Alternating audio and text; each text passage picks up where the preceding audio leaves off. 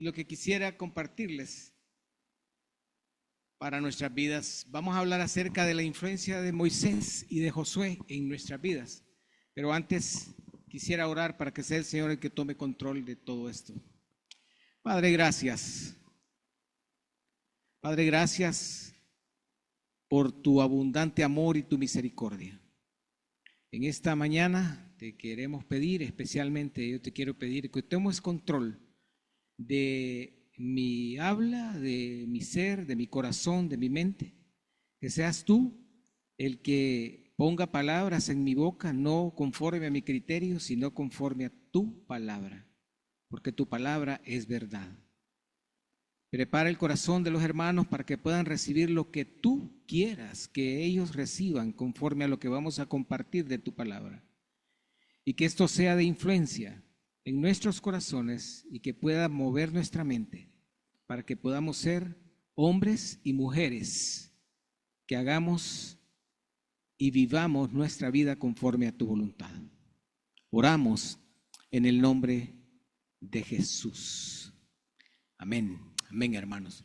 Creo que una de las cosas que nosotros muchas veces en nuestra vida, generalmente a veces cuando pensamos y se nos comentan nombres de hombres de la Biblia, vienen los hechos de estos hombres o mujeres que han hecho cosas maravillosas para el Señor. Por ejemplo, si yo les menciono acerca de Noé, inmediatamente ustedes pueden pensar en el arca de Noé, ¿verdad? Porque así es, de repente piensan, les pregunto y les digo de Moisés, y puede ser que piensen en que se abrió el mar rojo. Si les digo que piensen en María, puede ser que se les venga a la mente el hecho de que, Jesucristo, ¿verdad? Y si les digo, piensen en Daniel, inmediatamente se les puede venir los leones, ¿verdad? Qué interesante. Pero cuando les pregunto de otros profetas, por ejemplo, de otros hombres de Dios como Josué, ¿qué se les puede venir a la mente, verdad? Josué, rápidamente. Posiblemente ahí vengan, como hemos estado leyendo un poquito de eso, lo hicieron, ¿verdad? Dijeron todos por ahí algunos, ¿verdad? Sí, en los muros de Jericó y otras cosas. Excelente. A mí me llama la atención porque Josué es un hombre que ha inspirado muchas cosas de mi vida y como muchos en la Biblia. Habla de este hombre. Ustedes saben que Josué no necesariamente el nombre de él al inicio era Josué. Dice la Biblia que cuando él vivía en Egipto se llamaba Oseas, ¿verdad? Que significa salvación. Pero que cuando él ya se convierte en asistente de Moisés, Moisés le cambia el nombre a Josué, que significa Yahvé es salvación. Eso significa. Entonces son datos interesantes. Josué tuvo una vida no tan fácil, porque en el tiempo que Josué nació, creció, era en el tiempo de esclavitud. Y ustedes saben, si han leído la Biblia, se dan cuenta que en el proceso de la esclavitud, cuando José, el soñador, era asistente del faraón, las cosas eran bien para el pueblo de Israel, se les dio buena tierra, pero a medida que fue pasando el tiempo, José murió y sus descendientes murieron, la cosa se fue poniendo bastante difícil. Ya ellos sí eran realmente esclavos. Y dice la estadística que más o menos como 160 años antes del Éxodo, la situación se puso más álgida respecto a la esclavitud. Y Josué era uno de los hombres que estaban ahí sufriendo esa situación. Cuando llega Moisés, Josué es bastante impresionado por Moisés, como muchos de ahí, ¿verdad? Algunos se impresionaron de una manera buena y otros se impresionaron de una mala forma porque le reclamaron acerca de que por qué él venía a liberar al pueblo de Israel. Y todos conocemos la historia, pero si este hombre, Josué, fue impresionado, o sea, por la vida de Moisés, me llama la atención que Moisés era famoso. Ustedes recuerdan cómo comienza la vida de Moisés, ¿verdad? Si nosotros nos vamos ahí en el libro de Éxodo, en el capítulo 2, versículo 11, lo buscamos, capítulo 2 de Éxodo, versículo 11, ¿verdad? Vemos qué fue lo que sucedió con Moisés, y no necesariamente es que Al momento de llegar, Moisés era famoso porque un hombre de Dios venía a liberar al pueblo de Israel. Y qué fascinante, porque el pueblo de Israel estaba pasando dificultades serias de comida, de esclavitud, eran golpeados, eran marginados, era terrible lo que estaban pasando. ¿Recuerdan ustedes cómo sucede que Moisés entra en la escena del pueblo de Israel? Dice, en aquellos días sucedió que crecido ya Moisés salió a sus hermanos y los vio en sus duras tareas. Ahí está, ¿verdad? Y observó a un egipcio que golpeaba a uno de los hebreos, sus hermanos. Entonces miró a todas partes y viendo que no parecía nadie, mató al egipcio y lo escondió en la arena. Imagínense ustedes, el hombre que liberó a Israel, asesino, ¿verdad? Qué interesante. Al día siguiente salió y vio a dos hebreos que reñían. Entonces dijo al que maltrataba al otro, ¿por qué golpeas a tu prójimo? Y él le respondió, ¿quién te ha puesto a ti por príncipe y juez sobre nosotros? ¿Piensas matarme como mataste al egipcio? Entonces Moisés tuvo miedo y dijo, ciertamente esto ha sido descubierto. Oyendo Faraón acerca de este hecho, procuró matar a Moisés, pero huyó de delante de Faraón y habitó en la tierra de Madián. Mire qué bueno, interesante. Este hombre ya cuando llega 40 años después a Israel, ya tenía una fama. No necesariamente era una buena fama. Llega y viene con una fama de, ¿y este no es aquel, verdad? Que había sido asesino y que mató. Pero ya viene con otra actitud y con otro semblante. Viene con una actitud de un hombre de Dios. Estuvo 40 años en un proceso de crecimiento que el Señor lo discipuló durante todo ese tiempo, ¿verdad? ¿Recuerdan cómo llega Moisés al Señor? En la zarza. En Éxodo 33, 11, ahí nos habla acerca de cómo llega Moisés, ¿verdad? Sí, en el libro de Éxodo, ustedes saben cuando Moisés ve la zarza ardiente y llega y se presenta delante de Dios, Dios le dice, descásate porque en este lugar es un lugar santo, y viene y comienza el proceso de Dios para Moisés, en ese proceso donde lo purifica. ¿Y saben cuál es la opinión que tenía Dios acerca de Moisés después de ese periodo de purificación cuando él llega al pueblo de Israel? Vayamos ahí a Números 12, el versículo 3 y 7. Mire lo que dice ahí en Números 12, en el versículo 3. Mire la opinión que tiene el Señor acerca de Moisés. Dice, versículo 3, y aquel varón Moisés era muy manso que todos los hombres que había sobre la tierra. Y en el versículo 7 dice, no así mi siervo Moisés, que es fiel en toda mi casa. Esa es la opinión que ya tiene Dios después de 40 años, que lo ha hecho crecer en un proceso en el cual Moisés ha sido dependiente de la gracia de Dios. Y a mí me llama la atención esto porque una de las cosas que impresionó a Josué fue ver que en medio de una situación de dificultad, de hambre, de que golpeaban a las personas, era difícil, llega un hombre en el nombre de Dios y dice, vengo a liberar el pueblo de Israel, y se opone y va en controversia al faraón y se opone al faraón, un hombre de mucho poder, que había que temerle. Y Moisés dice, el Señor manda que liberes al pueblo de Israel. Y Josué en aquel entonces ya tenía aproximadamente como 38 o 40 años, ya estaba un poquito grandecito. ¿Qué fue lo que impresionó a Josué de Noé? Una de las cosas que impresionó a Moisés, Noé no, ¿verdad? Noé todavía no estaba, a Josué de Moisés, fue su carácter, el carácter de Dios manifestado en él.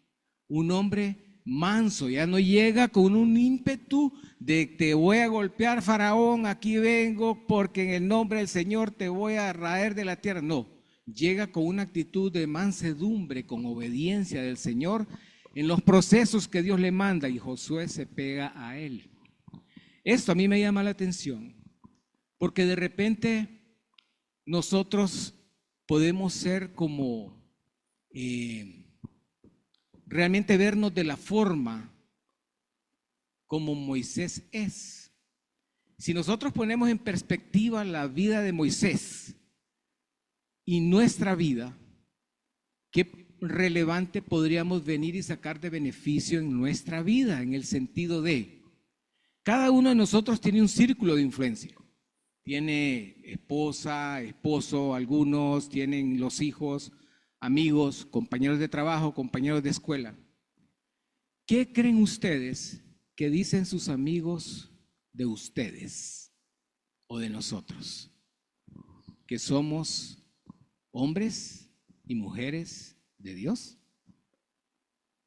Moisés tenía ciertas dificultades de vida, de carácter, pero Dios lo cambió.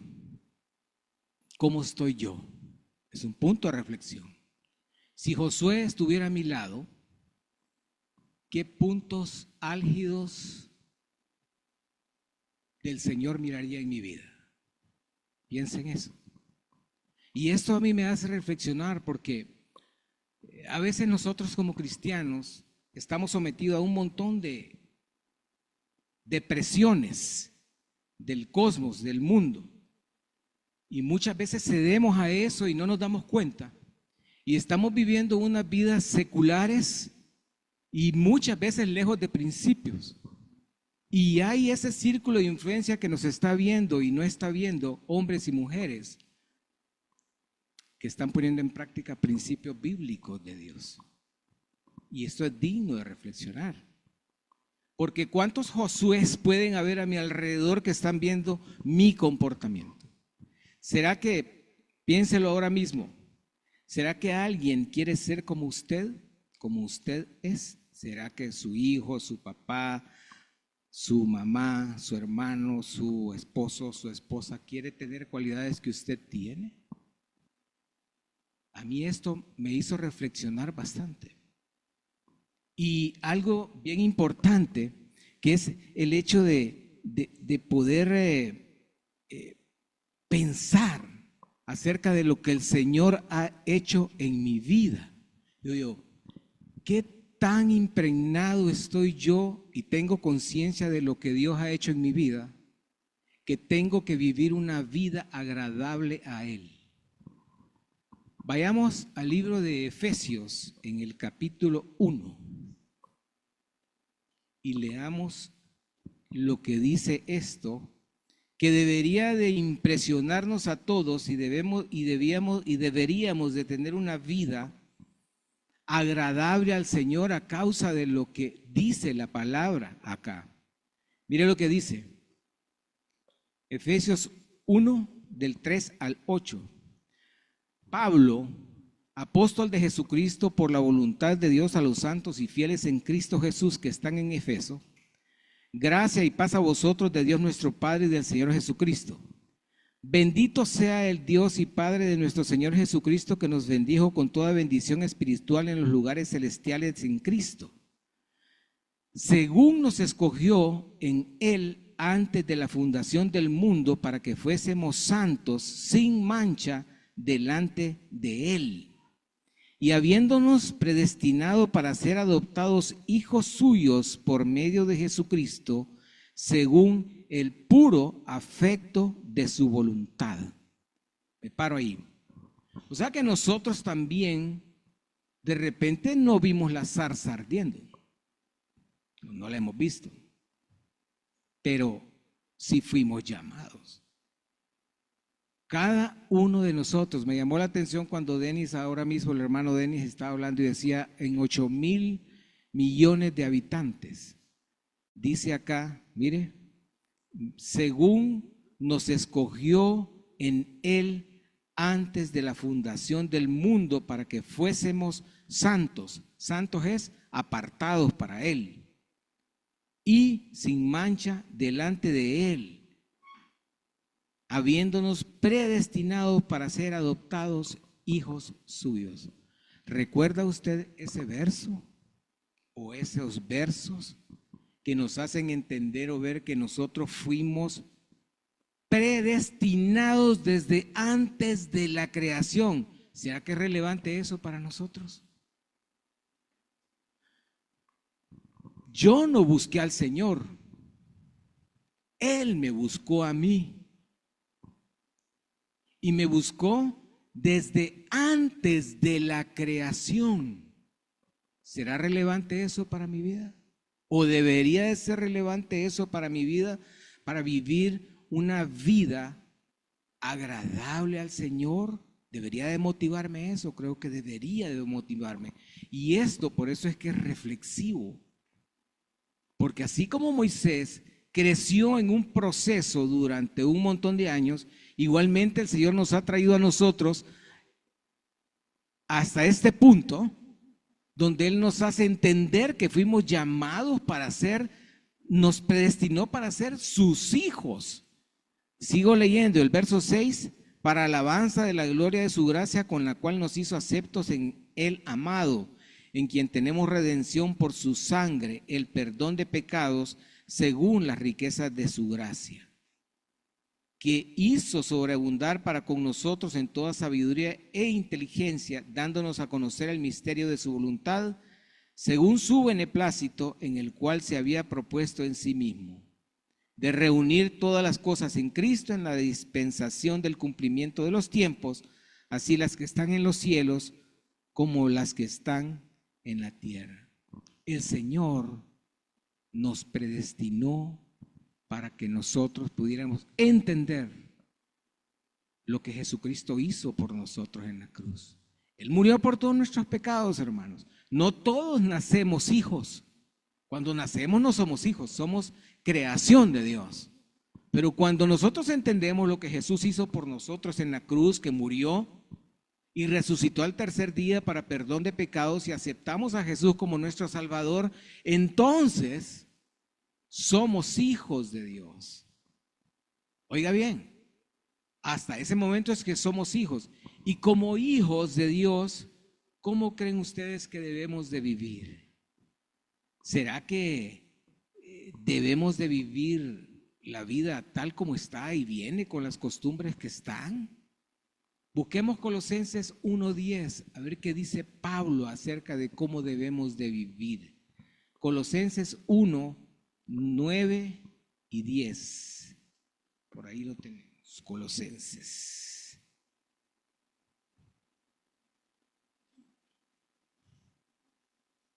Colosenses 1, versículo 9 y 10. Mire lo que dice Pablo.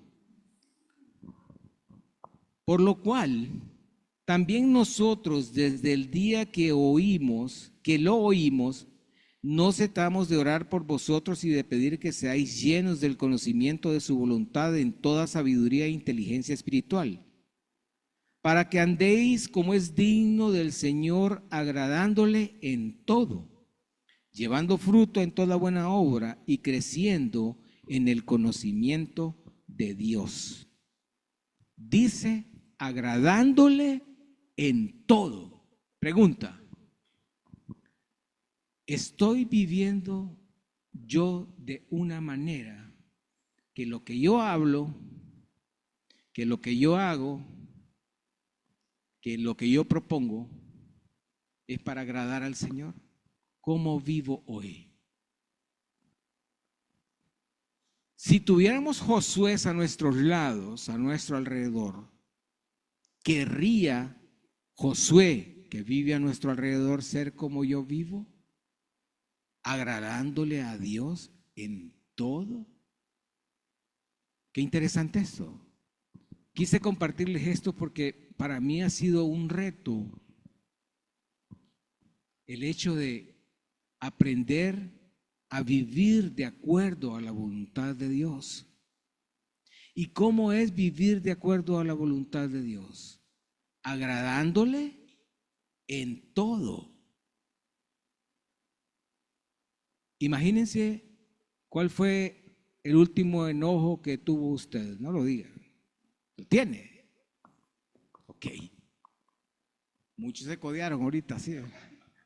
Okay. ¿Fue para agradar a Dios? Qué interesante. Cuando usted va manejando en el carro y se le cruza aquella persona y lo que piensa es para agradar a Dios.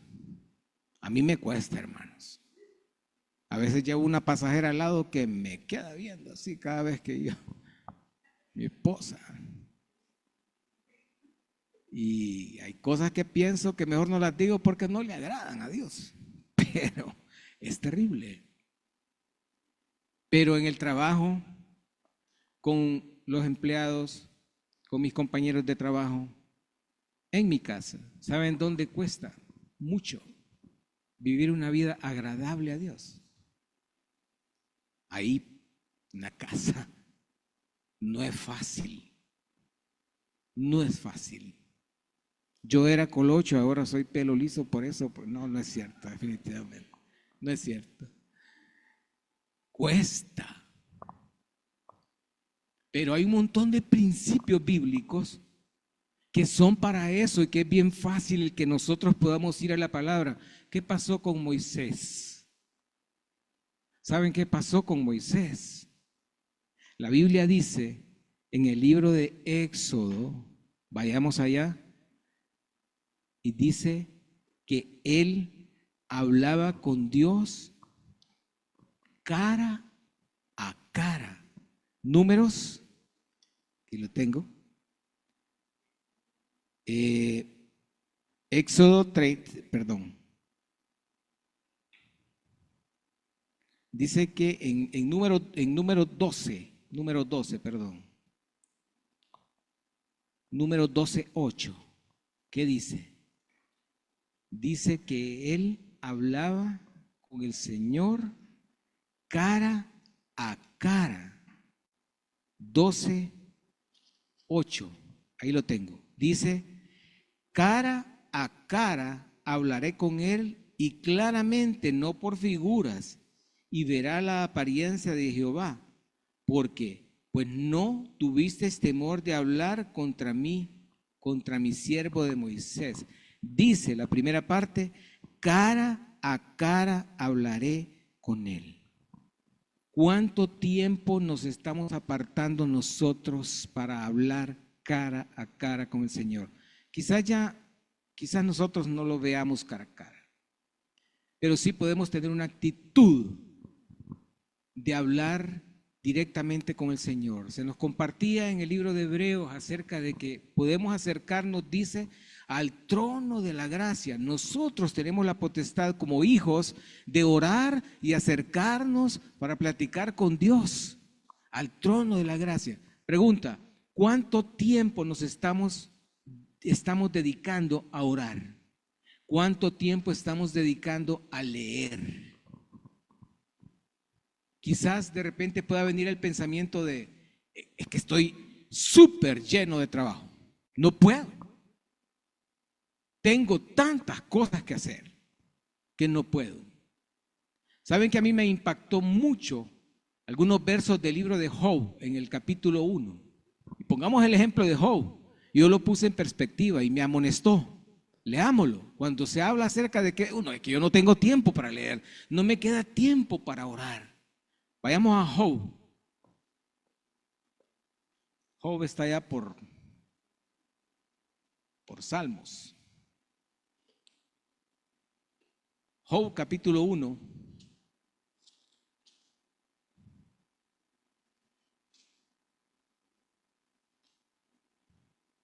Del 1 al 5.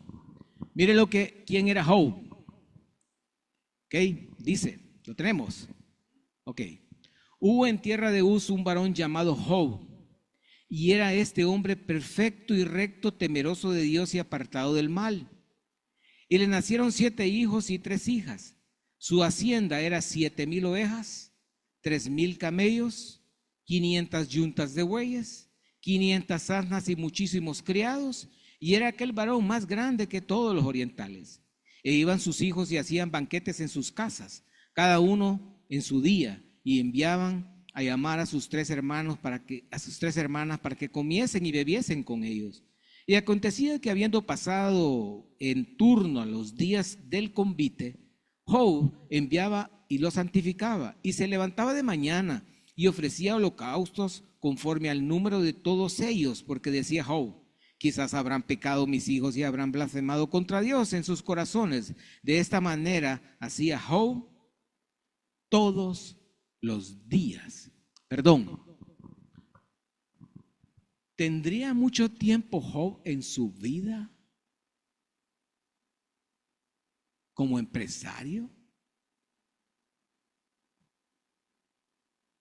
¿Qué administraba Job? 7,000 ovejas, 3,000 camellos, 500 yuntas de bueyes, 500 asnas y muchísimos criados. ¿Creen ustedes que un tipo como Job, que era un inversionista de mucho dinero, tenía tiempo para hacer holocausto? ¿Cuánto tiempo dice ahí? Todos los días por sus hijos. Esto a mí me quebrantó y a mí me impactó esto tanto en mi vida. Porque dije yo, ¿y yo? Si les menciono todo lo que tengo, nada. Y a la par de Job, peor. Ni un camello. Pero Job tenía tiempo todos los días, hermanos. Yo creo que es importante que tomemos en cuenta lo que la palabra de Dios dice. No lo estoy diciendo yo. Josué fue impresionado por Moisés, porque Moisés era un hombre de Dios. ¿Y por qué Moisés era un hombre de Dios? Porque conoció a Dios. ¿Y por qué llevó a Josué de asistente? Porque Josué tenía una actitud de buscar a Dios. ¿Sabe qué dice en Éxodo? Dice que Josué no se apartaba todos los días del tabernáculo. Estaba allí, listo para conocer a Dios. Y esa es una de las cosas por las cuales muchas veces nosotros no estamos tan impregnados de estar buscando a Dios constantemente en nuestras vidas y viviendo vidas que, como dice Pablo, sean agradables al Señor. La Biblia habla hasta de las palabras que nosotros tenemos que mencionar. Dice que deben de ser palabras como sazonadas con sal. ¿Alguno de ustedes se ha comido una ensalada sin sal? Como comer zacate, ¿verdad? Yo he comido zacate, sí, no sabía nada. Y cuando uno come una ensalada sin sabor, y uno más bien busca aderezo, chilito, así dice que tienen que ser las palabras para con nosotros. Por eso decíamos que en la casa no es tan fácil. Cuando como papá nuestros hijos hacen algo, ya los de nosotros ya están grandes, pero cuando están pequeños y hacen cosas que no son agradables, uno no necesita decirles nada, con la cara basta, ¿verdad? Palabras sazonadas como con sal. A veces, cuando uno tiene más tiempo de matrimonio, pierde ese concepto. A medida que va pasando el tiempo. Dame las tortillas. Dame esto. ¿Cómo quieres el huevo? Lesiona, hermanos, hermanas. Mi esposa, gracias a Dios, usa palabras sazonadas como con sal. Bien especial, definitivamente que sí. A mí me cuesta, pero por la palabra lo hago. Y a veces es cuestión de actitud. ¿A ustedes les ha pasado que de repente están enojados y les cae una llamada?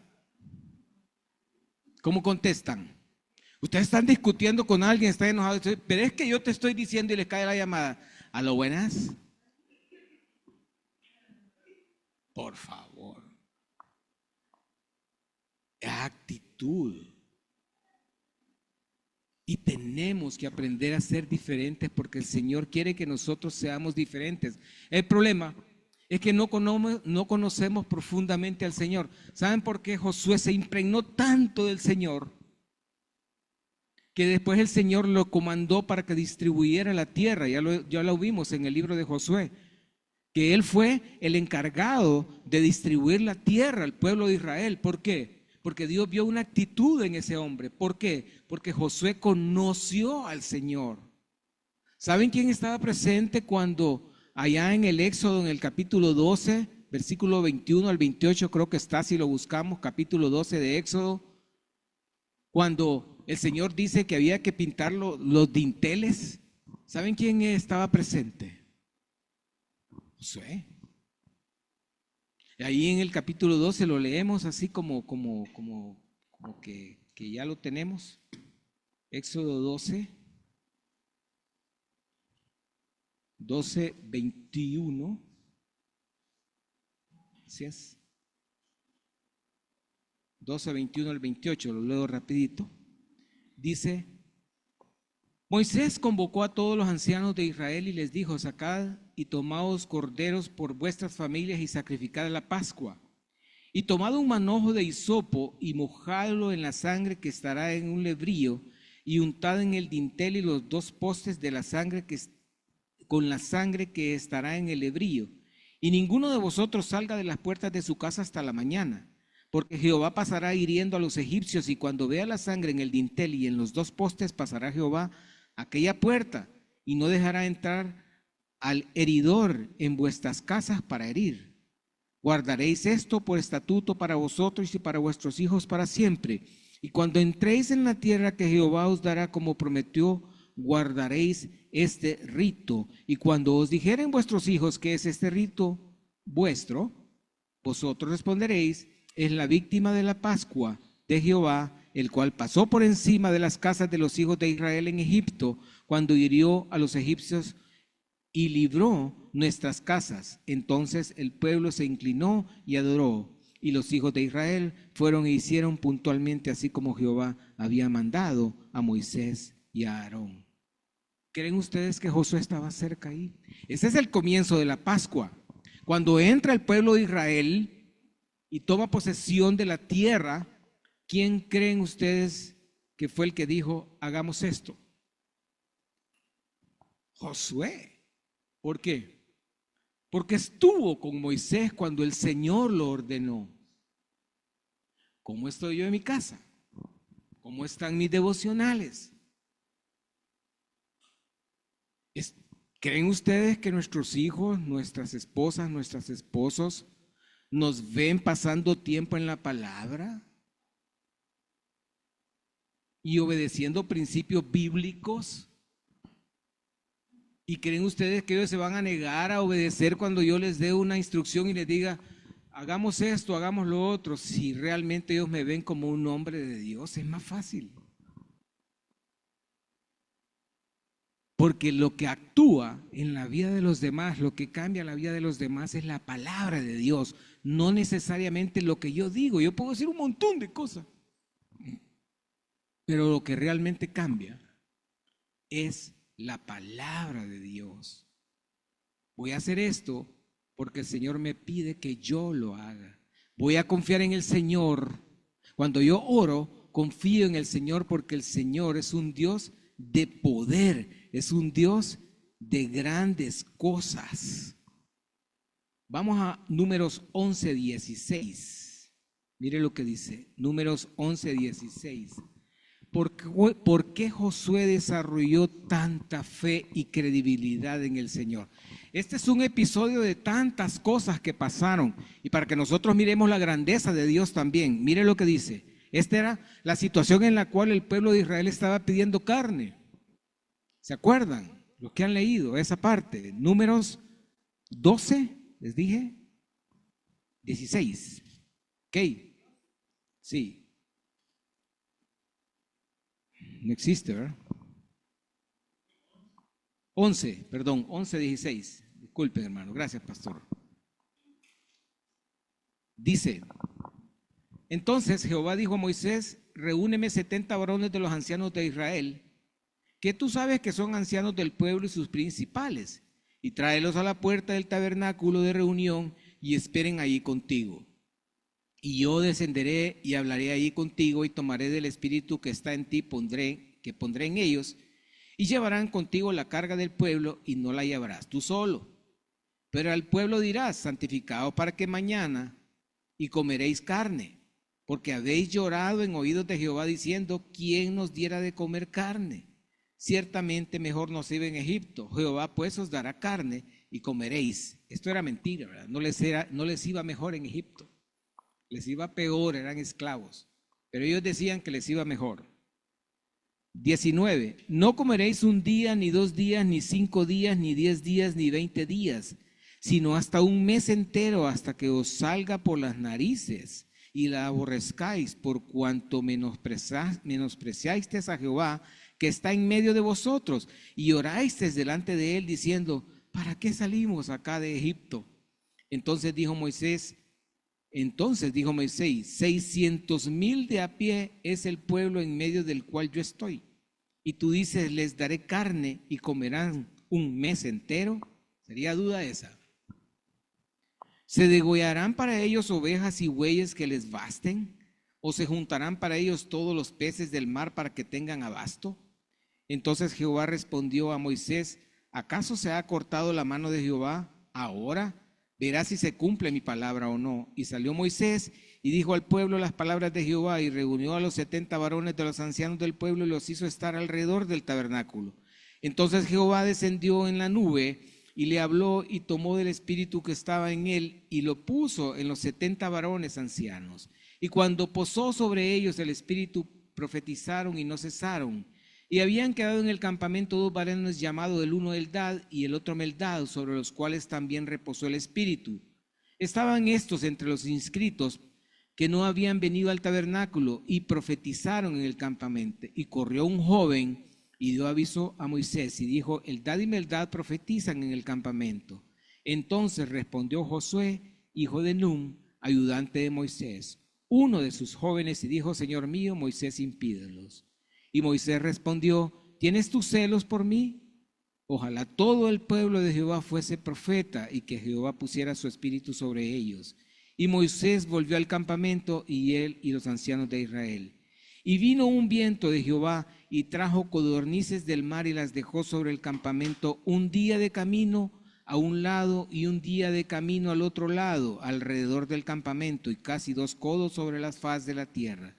Entonces el pueblo estuvo levantado todo aquel día y toda la noche y todo el día siguiente, y recogieron codornices, y el que menos recogió 10 montones, y las tendieron para sí a lo largo alrededor del campamento. ¿Cuántas codornices llegaron? No se sabe. ¿Para cuántas personas llegó codornices? Para los que estaban parados, 600,000. Y para los que estaban en las tiendas, posiblemente el doble de 600,000. O sea que durante todo ese tiempo hubo codornices para aproximadamente 1.800.000 personas. ¿Tendrá poder Dios? Y dice que eran montones de 2 codos. Un codo era aproximadamente 30 centímetros. O sea, era esta cantidad más o menos de codornices para cada quien. Hagamos números. ¿Cuántas codornices se puede comer una persona? 4, 6. Por 1.800.000, ¿cuántas codornices eran? ¿Tendrá poder el Señor? ¿Creen ustedes que eso fortaleció a Moisés y a Josué? Claro que sí. ¿Creen ustedes que eso me puede fortalecer mi fe a mí? Claro que sí. Pero tengo que exponerme a la palabra. Hermanos, si yo no me expongo a la palabra, si yo no conozco a Dios, difícilmente voy a confiar en alguien que no conozco. Nosotros entramos acá hace 1 año y medio. Ninguno de ustedes nos pidió que oráramos por ustedes cuando entramos acá. Tuvimos 2 semanas, 1 mes, 2 meses, 3 meses. Nadie decía, ustedes pueden orar por nosotros por esto. ¿Por qué? Porque no nos conocían. Ahora que ya nos conocemos y que sabemos que podemos orar por ustedes, ¿creen ustedes que vienen y nos piden para orar? Sí. Igual con Dios. Yo puedo tener años de reunirme en la iglesia, pero si no me expongo a su palabra, como se expuso Moisés, que hablaba, dice, face to face, cara a cara. Yo tengo que ser igual. Hay infinidad de principios bíblicos. El miércoles estábamos aprendiendo a orar con principios bíblicos. Si oro de esa manera, no es que le voy a torcer el brazo a Dios, pero yo voy a tener más paz porque estoy usando el vocabulario de Dios para pedir. Pablo lo hizo, los apóstoles lo hacían. ¿Por qué yo no? Porque no me expongo a su palabra. El reto queda ahí, hermanos. El reto queda ahí. De venir y buscar a Dios. Porque la única manera que yo puedo venir y vivir, como dice Pablo, una vida agradable al Señor, como dice el libro de Colosenses, es conociéndolo en su palabra. ¿Y cuánto tiempo dura ese crecimiento? Un montón. ¿Cuánto tiempo tenía Josué cuando llegó Moisés? 38, 40 años. ¿Cuánto tiempo tenía Josué cuando comenzó a distribuir la tierra? ¿Recuerdan ese dato? Alguien dijo 80 por ahí. 80 años. ¿Cuántos años estuvo Josué en el proceso? 38, 40 más 40. 40 años esperando, creciendo. Posiblemente nos lleve toda la vida a nosotros. Pero ¿saben qué? En el proceso Dios va a hacer cosas maravillosas. Vamos a ver hijos crecer, vamos a ver hermanos confiar, vamos a ver mucha gente que viene, vamos a ver cosas grandes que Dios hace. Y vamos a tener dificultades en el proceso, pero en la medida que conozcamos más a Dios, en esa medida vamos a confiar. Porque Él ha prometido que va a estar con nosotros. ¿Cuánto tiempo? Siempre. ¿Qué dice el Salmo 23? La última parte del Salmo 23 dice, porque el bien y la misericordia te seguirán todos los días de tu vida. Para mí, esa es una oración diaria. Yo salgo de mi casa, me detengo en el carro y digo, Señor, tu palabra dice que el bien y la misericordia me seguirán todos los días de mi vida. Hoy es, Señor, permite que el bien y la misericordia me sigan hoy. ¿Qué dice Mateo 28, 20? Y estaré con vosotros todos los días hasta el fin del mundo. ¿Lo crees? Yo lo creo. Y aquel montón de versículos que dicen, pedid y se os dará, buscad y haréis. Jesucristo decía eso. Así es que yo creo que el Señor ha sido tan misericordioso con nosotros que nos ha dejado la palabra, su Biblia, para que podamos conocerlo a Él. En el Antiguo Testamento y en el Nuevo Testamento. Yo personalmente soy un apasionado del Viejo Testamento, me encanta, pero me fascina también el Nuevo Testamento. Porque la Biblia es toda y el Señor está ahí. Les animo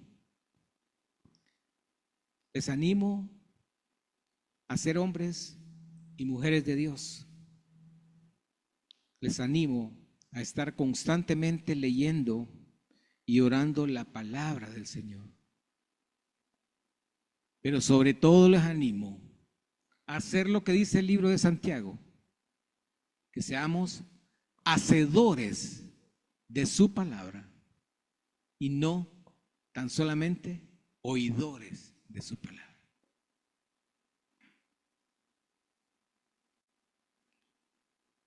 Oramos, hermanos.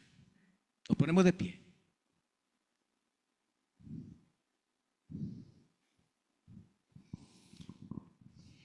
Ay, Señor, gracias, Padre. Gracias porque tu palabra es verdad. Gracias por el ejemplo de grandes hombres como Moisés, como Daniel, como Josué. Hombres comunes y corrientes que hicieron grandes cosas para ti, porque tú los formaste tal como nosotros. Permite que lo que hoy hemos hablado de tu palabra se pueda quedar en nuestros corazones, afecte nuestra mente y podamos tomar la decisión, si aún no la hemos tomado, de vivir una vida agradable a ti. Pero sobre todo te queremos dar gracias por lo que el Señor Jesús hizo por nosotros en la cruz. Murió para perdón de pecados y resucitó ya habiendo perdonado los pecados. Tu palabra dice que si yo creo en ese sacrificio, bajo el entendido que soy pecador y me perdonaste, yo tengo vida eterna. Y te damos gracias, Señor, porque tú has comenzado una obra en cada uno de nosotros y dice tu palabra que la vas a perfeccionar hasta el día que vengas.